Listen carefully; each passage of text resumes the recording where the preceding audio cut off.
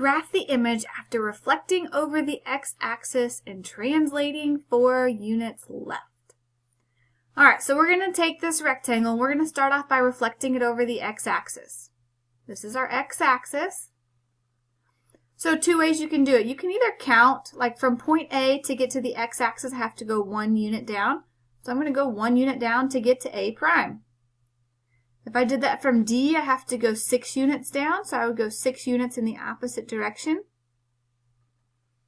The other way you could think about it is you're changing the sign of the y value. So since C is positive 6, it's going to come down here and become a negative 6.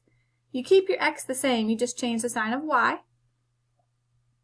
So the first transformation would leave us with this rectangle. We're not done. All we've done is reflect it across the x-axis. The next thing we want to do is translate it. So now we're going to translate it 4 units left. So I'm just going to take each one of these points and I'm going to move them or shift them 4 units to the left. So I'm going to count 1, 2, 3, 4. That would be my new A double prime. Move B, 1, 2, 3, 4. Move D, 1, 2, 3, 4. And move C, 1, 2, 3, 4.